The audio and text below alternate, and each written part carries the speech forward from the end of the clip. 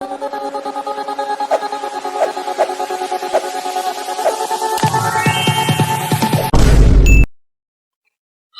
Hello viewers, welcome back to our channel. நான் உங்க PK வந்தாச்சு.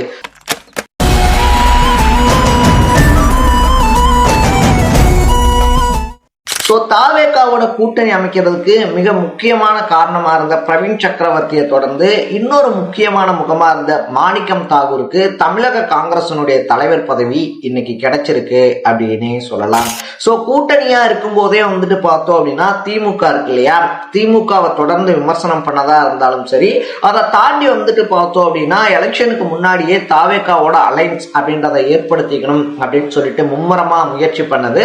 அதை முடியாதப்பையும் கரெக்டான டைம் வரும் அப்படின்னு சொல்லி வெயிட் பண்ணி தாவேகா ஆட்சி அமைக்க முடியாம தத்தளிச்சுக்கிட்டு இருந்தப்ப காங்கிரஸ் தலைமை கிட்ட பேசி இதை விட்டா தமிழ்நாட்டுல நம்ம ஸ்ட்ராங்கா வேறுன்றதுக்கு வேற வழியே இல்லை அப்படின்றத எடுத்து சொல்லி புரிய வச்சு தாவேகாக்கு ஆதரவும் கொடுக்க வச்சு தான் நினைச்ச காரியத்தை கச்சிதமா முடிச்சிருந்தாரு மாணிக்கம் தாகூர் அப்படின்னு சொல்லலாம்.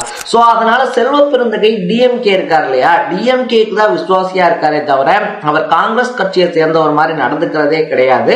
திமுக கட்சியை சேர்ந்த ஒருத்தர் காங்கிரஸ்ல தலைவரா இருந்தா எப்படி இருக்குமோ அப்படிதான் அவருடைய நடவடிக்கைகளா இருக்கு அப்படின்ற விமர்சனமும் முன்வைக்கப்பட்டிருந்துச்சு.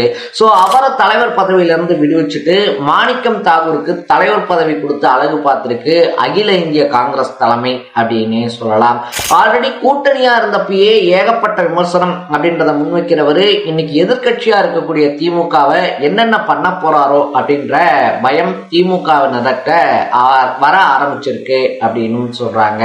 அதே நேரத்துல திமுகவுக்கு மட்டும் இதனால பாதிப்பு கிடையாது, தாவேகாக்கும் ஒரு சில பாதிப்புகள் இருக்கு அப்படின்றத கோடு போட்டு காமிக்கிறாங்க அரசியல் வட்டார புள்ளிகள்.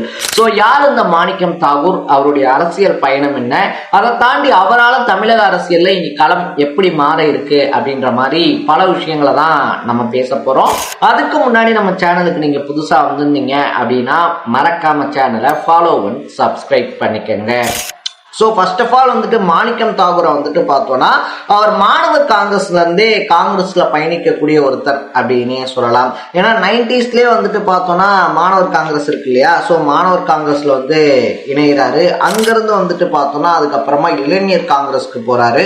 இளைஞர் காங்கிரஸ்ல தேசிய பொதுச் செயலாளர் அப்படின்ற பதவி வரைக்கும் அவருக்கு தரப்படுது அப்படின்னே சொல்லலாம். 2002ல இருந்து 2005 வரைக்கும் இளைஞர் காங்கிரஸ்ல பொதுச் செயலாளர் பதவி வரைக்கும் பார்த்தவர். அதுக்கப்புறமா தொடர்ந்து பார்த்தோம்னா தேசிய அரசியல்ல முதன்மைப்படுத்தப்பட்டுட்டே இருக்காரு. கர்நாடகா, ஆந்திரா, அதை தாண்டி அந்தமான் நிக்கோபார் இருக்கு இல்லையா, அங்க மாதிரியான எலெக்ஷன்ஸ் நிக்கோபார் மாதிரியான எலெக்ஷன்ஸ்ல முன்னிலைப்படுத்தப்படுறாரு. காங்கிரசினுடைய மேற்பார்வையாளராகவும் நியமிக்கப்படுறாரு அப்படின்னு தான் சொல்லணும். அப்படி போயிட்டு இருந்த அவருடைய அரசியல் பயணம் அப்படின்றது அதுக்கப்புறமா மாநில அரசியலுக்கு திரும்புது. விருதுநகர் தொகுதியில பார்த்தோம் அப்படின்னா கிட்டத்தட்ட 3 டைம் எம்பியா செலக்ட் பண்ணப்பட்டிருக்காரு அப்படின்னு சொல்லலாம். திமுகவோட கூட்டணி அப்படின்றது சாதகமா போயிட்டு இருந்த விஷயத்துலதான் மதுரை வடக்கு தொகுதியில ஏற்பட்ட மோதல் மாணிக்கம் தாகூர் விசஸ் டிஎம்கே அப்படின்னு சொல்லிட்டு ஒரு ரொம்ப பெரிய பிளவை ஏற்படுத்தி இருந்துச்சு அப்படின்னு சொல்லலாம். ஆல்ரெடியே பிரவீன் சக்கரவர்த்தி இருக்காரு இல்லையா, டிஎம்கேவோட போறதோ இல்ல டிஎம்கேவோட கூட்டணி வச்சிருக்கிறதோ காங்கிரஸ்க்கு எந்த பெரிய நன்மையும் தந்துராது அப்படின்னு சொல்லிக்கிட்டு இருக்கும் போது அதே கருத்துக்கு சேர்ந்தாரு மாணிக்கம் தாகூர் அப்படின்னே சொல்லலாம். மதுரை வடக்குல ஆரம்பிச்ச இந்த வாய்ச்சண்டை அப்படின்றது கூட்டணியவே உடைச்சு தாவேகாவோட கை கோர்க்கக்கூடிய அளவுக்கு தன்னுடைய மாஸ்டர் பிளானை ரொம்ப அழகா எக்ஸிக்யூட் பண்ணாரு மாணிக்கம் தாகூர் அப்படின்னு தான் சொல்லணும். ஏன்னா எலெக்ஷன்ல தோத்ததுக்கு அப்புறமா காங்கிரஸ் தலைமை செல்வ பெருந்தகை மேல ரொம்ப பெரிய அதிருப்தியில இருந்துச்சு. என்னது இது, நம்ம ஒரு 35-40 சீட்டாவது கேட்க சொன்னா 28 சீட்டுக்குள்ள பேசி முடிக்கிறாரு. சரி, ஓகே, தாவேகாவோட கூட்டணி போலாம், அதுக்கான பாசிபிலிட்டிஸ் என்ன அப்படின்னு சொல்லி பாருங்கன்னா காங்கிரஸ் கட்சி சார்பில் காங்கிரஸ்காரனா யோசிக்கிறத விட டிஎம்கேவோட கூட்டணி எப்படியே உறுதிப்படுத்துறது அப்படின்றதுதான் அவருடைய நோக்கமா இருக்கு அப்படின்னு சொல்லிட்டு ராகுல் காந்தி அப்செட்டே ஆயிருந்தாருன்னே சொல்லலாம்.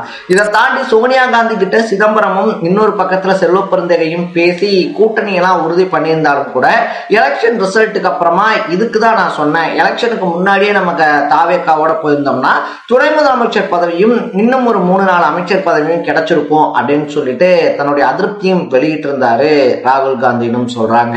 சோ இதை கரெக்டா பயன்படுத்திக்கிட்ட மாணிக்கம் தாகூர் இப்பயும் ஒண்ணு கெட்டு போயிடல. சட்டமன்ற எலெக்ஷன் தான் முடிஞ்சிருக்கு, உள்ளாட்சி தேர்தல் இருக்கு, அதை தாண்டி வந்துட்டு பார்த்தோம் அப்படின்னா மக்களவை எலெக்ஷன் அப்படின்னு சொல்லிட்டு வருஷ கட்டி வரதுனால தாவேக்காவோட போறதுதான் நமக்கு நல்லது அப்படின்னு சொல்லி பிரவீன் சக்கரவர்த்தி, மாணிக்கம் தாகூர் மாதிரியான ஆட்கள் எடுத்து வச்ச கருத்துக்கள் தான் காங்கிரஸ் தலைமையும் மறுக்க முடியாம தாவேக்காவோட கை கோர்த்து இருந்துச்சு.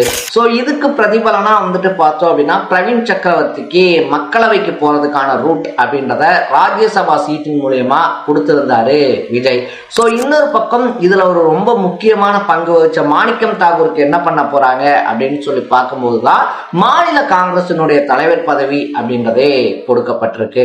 சோ இதனால வந்துட்டு பார்த்தோம் அப்படின்னா தாவேக்காவோட இணக்கமா போற ஒரு தலைவர் மாநில தலைவரா இருந்தார்னா அது கவர்மெண்ட்டுக்கு மட்டும் இல்லாம காங்கிரஸ்க்கும் நல்லது அப்படின்னு சொல்லிட்டு நினைக்குதான் காங்கிரஸ்.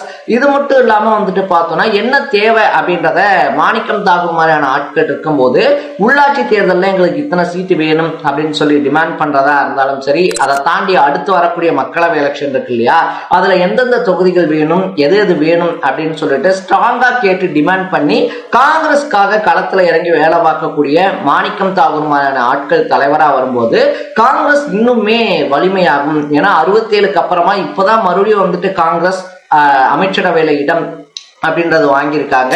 சோ வரக்கூடிய உள்ளாட்சி தேர்தலையும் கணிசமான இடங்களை வாங்கி அவங்க வின் பண்ணாங்கன்னா கட்சி அடிமட்டத்தில இருந்து வலுப்படுத்துறதுக்கும் அவங்களுக்கு ஒரு வாய்ப்பா அமையும் அப்படின்றதுனால மாணிக்கம் தாகூரை ரொம்ப பெரிய அளவுல காங்கிரஸ் தலைமை நம்பி இருக்கு அப்படின்னு சொல்றாங்க. சோ அதே அளவுக்கு தன்னுடைய பீரியட்ல காங்கிரஸ் ஒரு வலிமையான கட்சியா உருவாக்குறதோட மட்டும் இல்லாம ராகுல் காந்தியை பிரதமராக்குறது தான் என்னுடைய அடுத்த இலக்கு அப்படின்னு சொல்லியும் தன்னுடைய பேட்டியில அதிரடி காட்டியிருக்காரு மாணிக்கம் தாகூர்.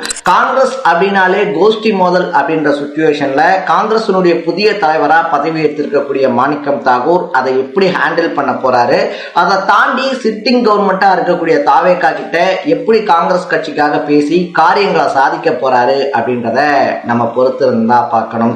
சோ மாணிக்கம் தாகூரை தமிழக காங்கிரஸ் தலைவரா அகில இந்திய காங்கிரஸ் தலைமை நியமிச்சதை பத்தி நீங்க என்ன நினைக்கிறீங்க அப்படின்றத கமெண்ட் பண்ணிட்டு மறக்காம சேனலை ஃபாலோ பண்ணி சப்ஸ்கிரைப் பண்ணிக்கங்க.